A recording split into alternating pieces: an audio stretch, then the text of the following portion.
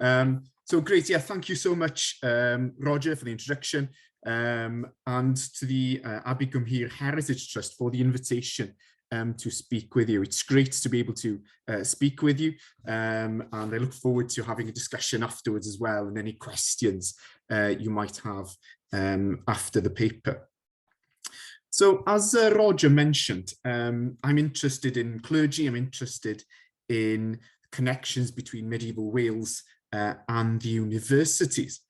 And that's the topic I want to pursue tonight. I want to begin, however, with a complaint. Don't worry, Roger, not against you. It's not a complaint at all about the Cumhir Heritage Trust. But what I want to do, I want to start with an intriguing complaint made by a Welsh bishop in the 15th century. So in the year 1401, Guy Mone, Bishop of St. David's, wrote to the Pope complaining about the sorry state of the monasteries and parish churches in his diocese. And that diocese, St. David's, included Cumhir as well. Abbots, monks, archdeacons and vicars were absenting themselves from their houses, from their monasteries, from their churches, with disastrous consequences, said the bishop. The buildings were threatened with ruin, those which were still standing. Hospitality for the poor was scarce, and worship was neglected. And the reason the bishop gave for this sorry state of affairs was that monks and clerics had been receiving permission from the Pope to leave their monasteries and their parishes to study at the universities. So that's the reason given by the bishop for this situation in his diocese. Now, this is an interesting letter. It certainly fascinated me, this letter. The idea that many monks in Wales weren't staying in their monasteries, but were off travelling to universities. And this isn't something we think about often when we consider the history of monasticism in medieval Wales. So I just want to explore this topic tonight. And as Cumhir was a Cistercian abbey, I want to consider the Cistercians more specifically. So what was the role of Cistercians in education in medieval Wales? And more importantly, and this I'll spend more time on this, to what extent did Welsh Cistercian monks go to study at universities? So those are the questions I want to consider in the talk this evening. Now, just to give you some context, first of all, now I'm sure Cistercians need little introduction for this audience, but I will introduce Cistercians quickly, just in case someone's here who isn't as familiar with the Cistercians. So just some brief things about the Cistercian order. So the Cistercian order began in 1098, where an abbot called Robert of Molesme left his abbey with a few monks and established a new monastery called Cîteaux, south of Dijon in France. And from Cîteaux, we get our name for the Cistercian order. A little later, though, there was a particularly important monk who joined the community of the Cistercian order, Bernard of Clairvaux, who died in 1153, and he really helped to spread the Cistercian order to make them extremely popular, so that within a century of the first house in Cîteaux, they had 500 houses across Europe. So a huge order, including houses in Wales and across the rest of Europe, with their emphasis on simplicity, on austerity. They also had an emphasis on manual labour and wanted to establish themselves in remote sites, such as Cumhir as an example of that.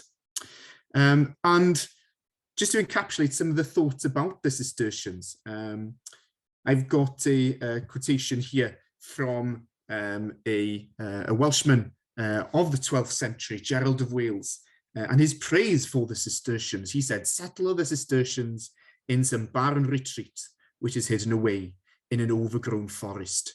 A year or two later, you will find splendid churches there and fine monastic buildings, with a great amount of property and all the wealth you can imagine."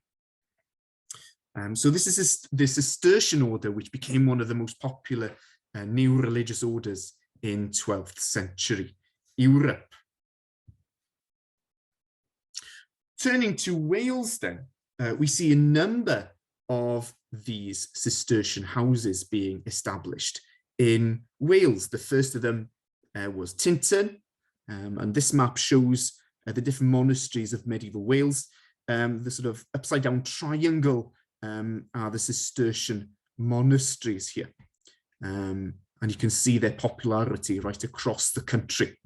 So you see Tintern right in the southeast was the first, and they were supported by Anglo-Norman lords and Welsh princes. And especially from the 1160s onwards, a number of houses were founded across Wales.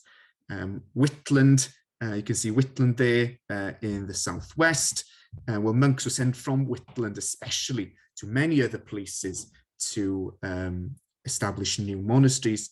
Cwmhir, established in 1176, was founded by Cadwallon ap Madog, the ruler of Maelienydd, so the surrounding area. So that you had 16 Cistercian foundations in Wales, especially if you include Dor, Abbey Dor, which is on the border, but was included within the sort of considered a Welsh monastery in the Middle Ages. There were 2 houses for nuns as well. And the Cistercians saw themselves as an international order, but also were saw themselves as being rooted in Wales and in their localities as well. Now, having these monasteries would bring much spiritual benefits to the people of these areas, but they have a huge impact on the economy as well, on farming especially, and really develop the economy of the surrounding areas. And politics as well, had a huge impact on the politics of the kingdoms, and they certainly connected themselves with the local rulers in their politics. So these are things we know about the Cistercians generally and the Cistercians in Wales. But we know as well, thinking about scholarship now on the topic of this paper, that the Cistercians had a profound effect on the cultural and literary life of Wales. So people are familiar with this idea of the Cistercians being important as patrons of poets, such as Gitor Glyn.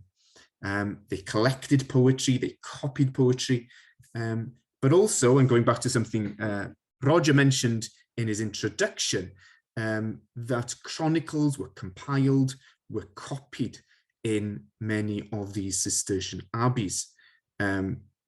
The most important ones possibly places like Whitland, Strata Florida, Neath, and Valle Cruces. You can see the image here. But also, as Roger mentioned, Cwmhir, and the something that David Stevenson has discussed, the idea of at least some historical records, part of a chronicle at least, being compiled and collected in Cwmhir. So this is these are aspects of scholarship that we already know about. However, I want to focus on another aspect of scholarship, which is the connection of the Cistercian monks with education.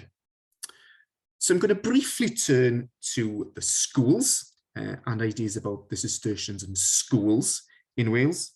But then I want to turn to what I'm most interested in, something I've done more work on, which is the Cistercians and universities. So we'll turn to schools first. Unfortunately, we don't really know as much about schools in Wales as we should. there aren't many references to schools in medieval Wales. They existed, but unfortunately we don't have many records of them. Now, most pupils in Wales, if they went to a school, and of course, a minority would have really gone to have proper schooling in the Middle Ages. But most of those who went to a school would have been taught in a school, in a grammar school in a town, possibly in a cathedral, rather than in a monastery.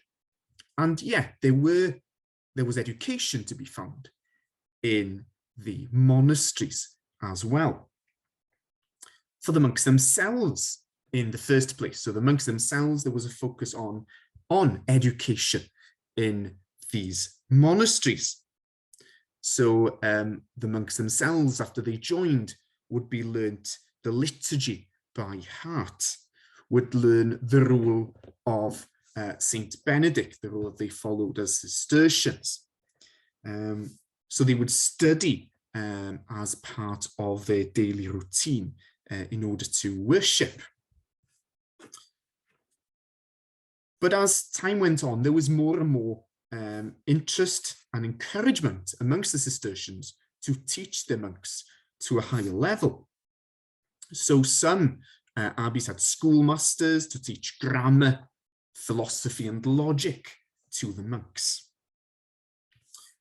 So those monks within the Cistercian abbeys in Wales, they would receive some education themselves within their monasteries. But they might also have taught others, have taught other individuals, other young men who weren't monks, but other local young men also might have been educated in these monasteries. So we know, for example, in England, we don't have much evidence in Wales, unfortunately, but we know more about what happened in England. And we know that in some of the larger houses, abbots accepted young local boys into their households, and families paid them for them to be schooled. There were also what we call almonry schools in some monasteries in England, where the monastery themselves paid to school some local boys. So this is something we know about England in particular. When it comes to Wales, well, Wales didn't really have the wealthiest or the largest houses. And yet there is evidence of monasteries in Wales teaching local boys as well. One example, which isn't a Cistercian, unfortunately, but we know specifically, but fairly close, I suppose, to Cwmhir, not too far from Cwmhir. In 1524, for example, the Priory of Brecon, so that's now the cathedral in Brecon, employed an individual called Geoffrey Ferrer Elias Jones to teach the boys to sing, to give them some formal education and to teach them to sing there as well. So that's one monastery that was teaching and responsible for teaching local boys. There is evidence as well of schools in some Cistercian monasteries that taught local boys. So David Thompson is a historian who's looked into this. So there's evidence in Valicruchus that boys were taught there. So John Edwards, there's manuscripts from an individual called John Edwards, was likely schooled in Valicruchus. And then Basingwick as well, right in the north east. What we have there is a school register. So Thomas Pennant, in the name of Thomas Pennant, and Thomas Pennant either at the time or later became the abbot of Basingwick. And there are manuscripts connected to him, which include a register of 30 boys being taught and how much they paid, what their fees were for being taught. So the likelihood, although it's not completely certain, is that Basingwick had a school where local boys could be educated. So these are some example evidence of schools in Cistercian monasteries teaching local children, local boys specifically. They're teaching them in grammar, and some of them teaching them to sing as well. Now, basing work is worth considering further, because we know of a circle of men who then went to university who were connected to basing work. So you can see an image here on the right hand side of basing work Abbey in Flintshire. In the later 15th century and early 16th century, there were a circle of men from the area around Basingwork Abbey who were connected to the Abbey, who were then went to study at Cambridge University. So they were educated somewhere, more locally.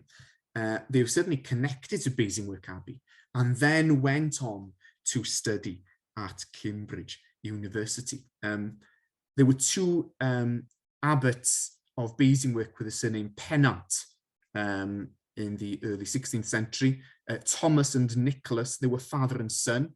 So of course, you weren't really supposed to have a father and son, the Cistercian abbots following one another, but that was what happened in Basingwork.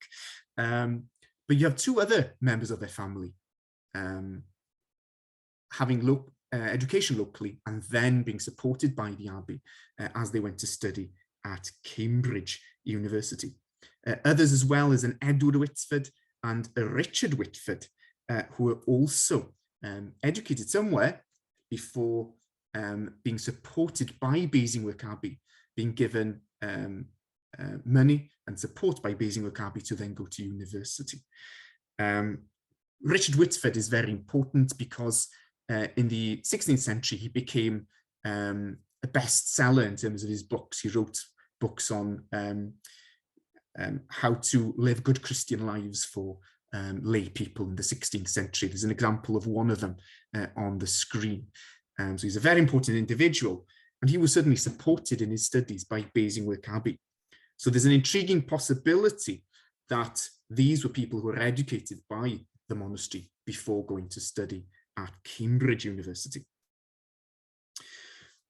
We also find in church documents references to young men connected to monasteries who were described as scholars. And one of those was connected to Come Here. But I'm afraid to say that this reference doesn't really appear in the most respectable of circumstances. And this reference appears in the supplications to the papal penitentiary. So there were certain sins that you had to ask the Pope to forgive, or you have to ask the Pope for permission to do certain things. One of them is if your parents weren't married, especially if your father was a priest or a monk, you had to receive papal permission to become ordained as a cleric yourself. And this is where we come across the reference to Come Here. So in 14th of June, 1485, a certain Geoffrey ab Owain appears as the son of a Cistercian abbot and an unmarried woman. And he asked for dispensation to be ordained and been given a church permission. And he is very likely to be the son of one of the abbots of Come Here, Owain ap Dafydd, who was abbot between 1475 and 1490, or around those dates. We're not quite sure exactly. So we have here the son of a Cistercian abbot asking for permission to become a cleric, but he's described as a scholar. So he wasn't necessarily schooled at Come Here, but he was connected to Come Here. And so there was somewhere where he went, and probably other local young men with good connections with the Abbey, helps if you're a son of an abbot, could go and find some schooling. So there are examples then, certainly some clear examples of monasteries providing education, and then the possibility of others as well. We see some glimpses, but it's difficult to be sure. Now I want to turn now to look at universities. Because universities were important development in the 12th century. And so if you want to think about the Cistercians and education, then universities are an important aspect to consider. So we see a number of universities developing in the 12th century.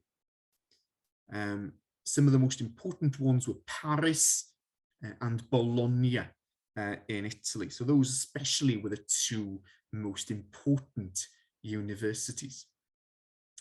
But over time, more and more universities were established across Europe. So this is a map of universities active in 1500.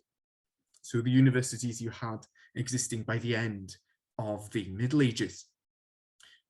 So students would go to study sometimes the arts, and then go on to what we'll call the higher faculties: theology, canon law, so that's church law; civil law, so it's the law of the Roman Empire; medicine. Those are the main subject of study. And universities were very international, could go and study across Europe because the education was in the same language wherever you went, in Latin, whichever university you went to study. But of course, as you had more and more universities being established, you had to travel less in order to get to them. So they were less international by the end of the Middle Ages. Now you can see on the screen, there weren't any medieval universities in Wales.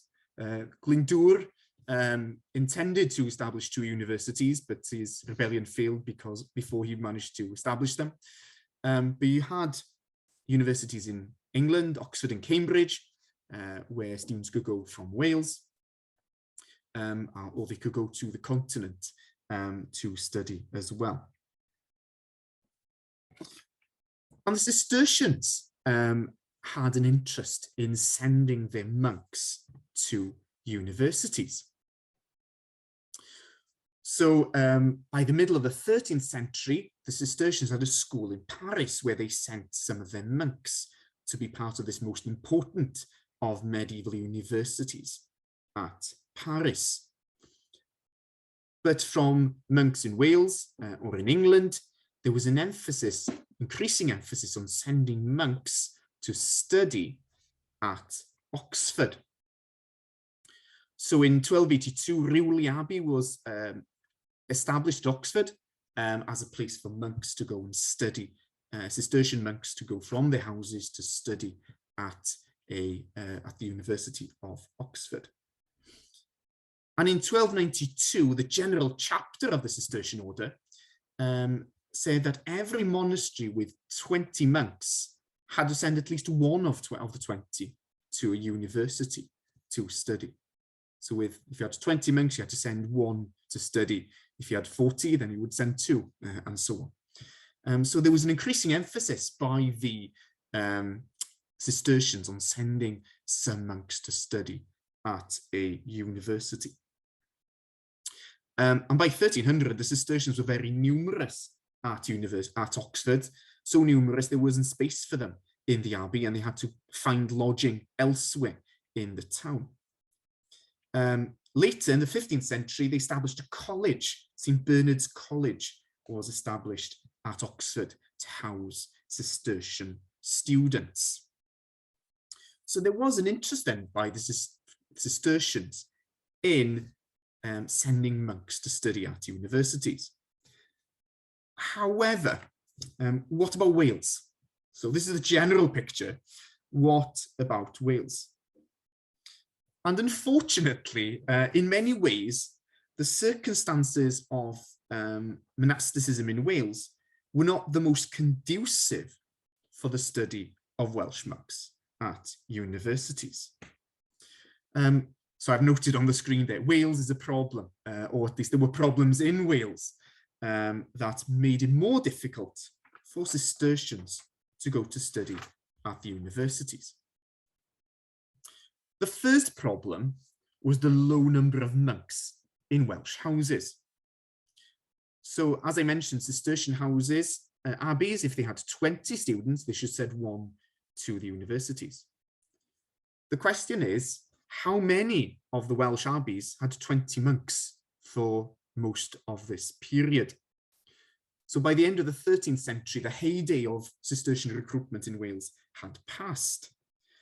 And during the 14th and 15th century, so when there is this emphasis on going to study at university, the numbers of monks declined in Welsh abbeys. Now, the most complete idea of the numbers of monks in Welsh monasteries we have is when at the dissolution in the 1530s. And by then, the average Welsh Cistercian abbey had only 6 monks. The largest of them, Tintern, had only 13. So none of them had 20 monks by the end of the period. Numbers had been higher earlier. So, for example, in the 14th century, there were 38 monks in Margam, so plenty of monks to send at least one of them or to a university. But many of the Welsh Cistercian abbeys would have had less than 20 monks for most of the 14th and 15th centuries.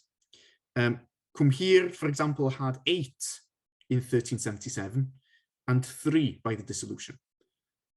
So if you're thinking of, well, sending 1 in 20, there weren't 20 in most abbeys in Wales for much of this period.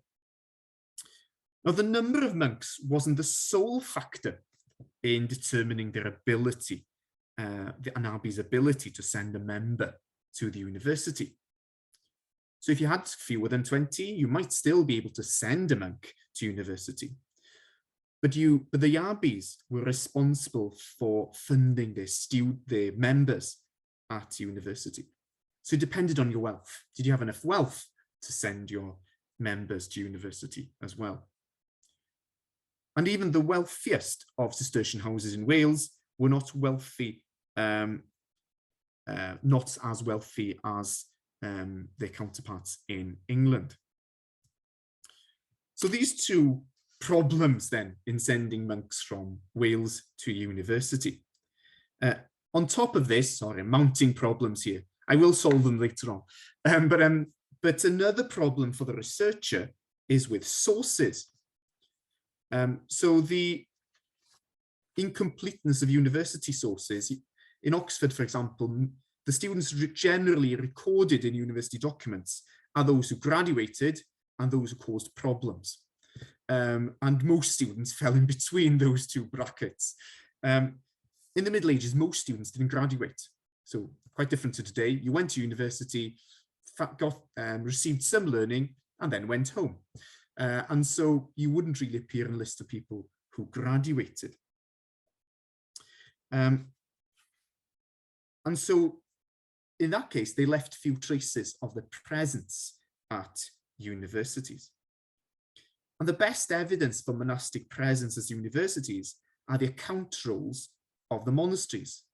But the fragmentary nature of the surviving sources in Wales makes it difficult to find any monks that managed to go to the universities. So if monks went, we're much less likely to know about them at all. So all in all, this isn't a very promising situation if we're looking for Welsh Cistercians at the universities. I hope you'll be glad to know that this isn't the end of the story. I'm not going to end the talk here and say, well, there is no one. We do know of Welsh Cistercians who went to universities. And anyway, you'd expect to find them, especially if Guy Moan, the Bishop of St David's, was complaining that they were leaving their houses and going to study rather than looking after their monasteries. He probably was overemphasizing the problem, but certainly he was aware of the fact that many were going to universities. And so we know of a number of Welsh Cistercians who went to particularly Oxford to study. But of course, those we know who know about them are only going to be a sample of the real number who actually went to study. So I'm going to go through some of those we know about and think about what we can learn by looking at these individuals. So these are some of them.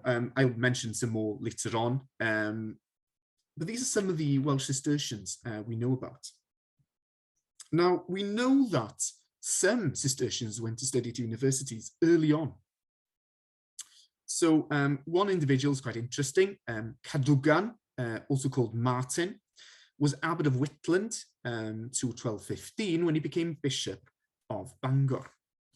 We're not certain he went to university, but it's quite likely that he went to study at a university. But the first Welsh Cistercian we can positively link to a university was Robert, a monk of Margam Abbey. And he graduated as a Doctor of Theology in 1315. So very soon after the the Cistercian order had said that they had to send monks to study, we find this in monk Robert of Margam. It took years, over a decade, to study and receive a degree in Doctor of Theology. So he'd have been there for quite a while when he graduated in 1315. So early on then, we see these Welsh monks turning up at Oxford.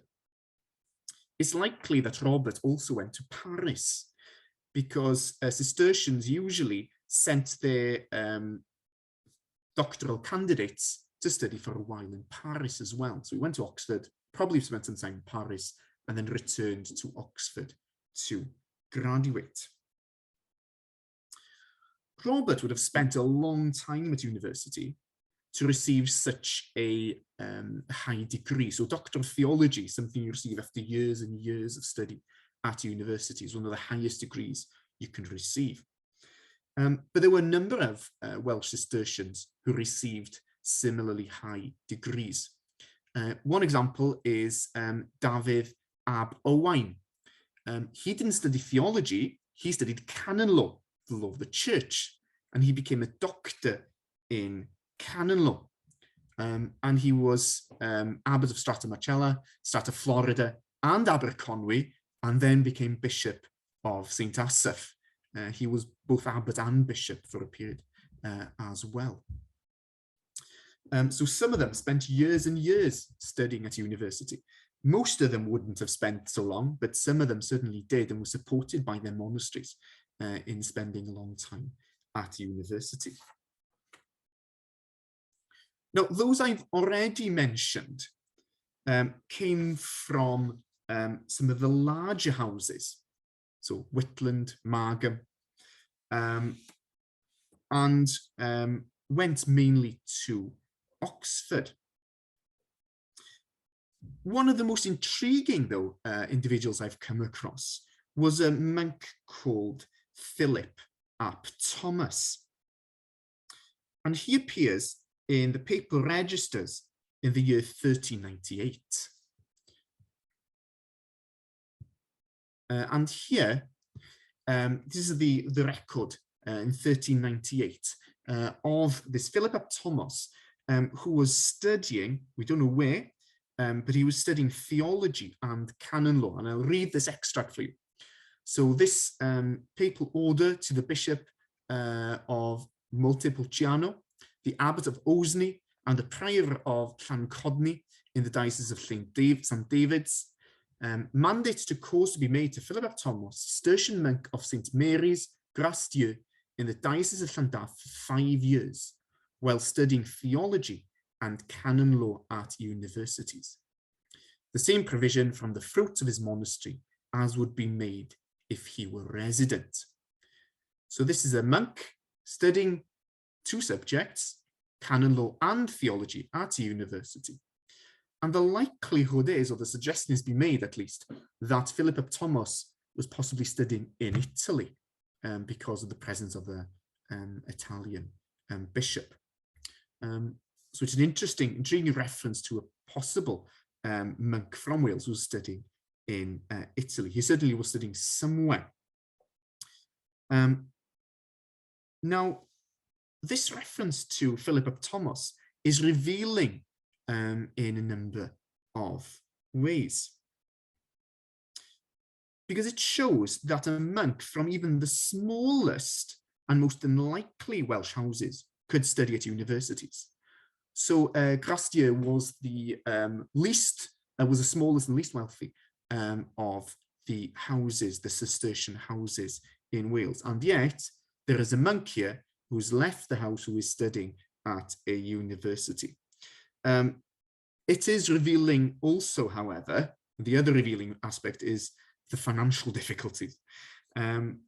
This is the only reference to him, and it's a mandate to ensure that his abbey pays him the right amount for his maintenance. So obviously he was in some financial difficulties as well, and the abbey was either unable to support him, or he was finding it difficult to get the money to reach him at his university. So I'm sorry to say that I haven't yet found a monk from Cwmhir, but this example shows that it wasn't impossible by any means that there were monks from smaller Welsh houses who found their way to university. So it's quite possible that a monk from Cwmhir went to study as well at university, even though I haven't yet found an example of one.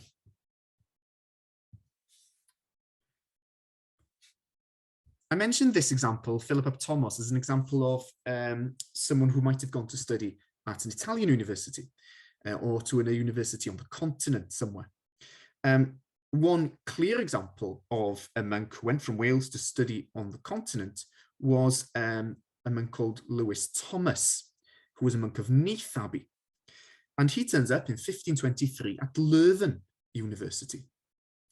So Leuven, one of the newer universities of the later Middle Ages, and Lewis Thomas turned up there studying. So it's not just Oxford, although most would have gone to Oxford, but some of them went to study elsewhere, went to study across different parts of Europe. Now, Lewis Thomas here of Neath, he went to study right at the end of the period. So right at the, it's only a short while before the monasteries are dissolved. But he wasn't the only one. And it appears that by the end of the time of the monasteries, by the sort of, the last decades before they were dissolved, it was a period of vitality in learning and desire to study. There was certainly an increase in Welsh Cistercians that can be found studying at universities, and not only studying, but graduating as well. So this is an example of some abbots, particularly, who were graduates in some of the higher faculties. And these, I've named 4 here, who were abbots of their monasteries at the point where their monasteries were dissolved. So John ap Robert ap Rhys, a Bachelor of Theology, was abbot of Strata Marcella when it was dissolved. Lleisian ap Thomas of Neath was a Bachelor of Canon Law. Richard Talley, abbot of Strata Florida, was a Bachelor of Theology. And Lewis Thomas, abbot of Margam, so probably the monk of Neath, has now become an abbot of Margam, and was a Bachelor of Civil Law. So all these abbots, these are those we know had a degree. Some of the others might also had a degree or went to study. But at the time of the dissolution, these were abbots with high degrees. Just to take some other examples, in Valley Cruches, for example, in the decades before the dissolution, that abbey also had abbots who were graduates or students. So John Lloyd, or Sean Llwyd, for example, was a doctor of not just canon law, but civil law as well. So 2 laws. So a highly educated man. And who followed him as abbot was Robert Salisbury, who also went to study at Oxford. up to a year or two until before the dissolution. This Robert Salisbury, however, also shows the worst side of monks going to study at university, because Robert Salisbury was abbot, and while he was abbot, he went to a time to Oxford with the intention, or at least someone's intention, for him to study. But instead of throwing himself into learning, he instead joined and even led a group of highway robbers. So this supposedly Cistercian abbot spent his time in leading a sort of this group of highway robbers, attacking people on the roads and stealing their money. He was later imprisoned in the Tower of London. So he's not the best example, but is an interesting example nonetheless of a Cistercian monk. Another Welsh Cistercian, also Maurice ab Ieuan of Whitland, was also possibly expelled from Oxford for his disreputable behaviour. And he later became abbot of Whitland. And he caused some problems as abbot as well. So we have some interesting examples of monks at the universities. And looking at this list of abbots also reveals another aspect, which is the impact of university study on these individuals. By the end of the 15th century, the Cistercians saw graduates as very eligible candidates for promotion within the order to the various offices in the abbeys, as teachers in their schools, and of course as abbots. So the abbeys themselves and the order generally placed emphasis and worth on university study. These are some examples. There are plenty of other examples of Cistercian abbots with either a degree or at least had some form of university education. And some of them also became bishops. So I mentioned one already, David Bowen, who was Bishop of St. Asaph. So right up to the dissolution, you had university-trained monks becoming abbots and becoming bishops as well. So just to conclude and bring this talk to a close, we know that the Cistercian abbeys were extremely important in Welsh literary culture, and as patrons of poets, as collectors, as copyists, as chroniclers. We also know that, well, some houses are likely to have educated local young men. The evidence can't be completely conclusive, but it's very likely that they educated local young men. But what is certain is that they gave patronage for scholars to go to university. So they helped local young men to give them financial means by giving them, by being patrons, giving them local parishes, making sure they had the money to then go to study at universities. We also know that some monks from Wales went to study at universities, right from the 13th century on to the early 16th century, mostly Oxford, but some on the continent as well. And if you can think of what they brought back with them as well, when they returned, they brought back books with them. We know, unfortunately, we don't know enough about the libraries of the Welsh Cistercian houses, but we have some idea of some of the books, some of the hundreds of books in some of the Cistercian libraries. Some of them would have been brought back with them from university, bringing back their learning with them. Some of these would then go around preaching, would have a role in preaching in their local areas as well. And also bringing back, these were people with interest in different forms of scholarship, broadly defined. So Walter Brockwir of Tintern I've typed that date wrong, unfortunately, sorry, in the 1438, I believe, I can't remember exactly now the correct date, he practiced alchemy, or we might want to even call him a chemist. So he had interest in alchemy and sort of chemistry. John Lloyd, Abbot of Vallecruces, was a genealogist, an interest in genealogy. So they had interest in theology, yes, in history, but also in aspects of science, and all sorts of types of scholarship, which they would then bring back to their monasteries.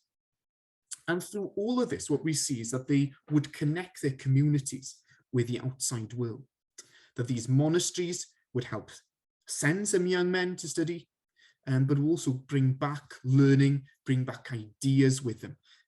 And Cistercians generally, we know, are good at connecting with their order, but they would also connect their communities with the outside world. And so we see then the importance of education, and certainly the importance of the universities for the Cistercians and the important role that these monasteries had in their communities. Well, thank you very much for listening. I'll stop sharing my screen now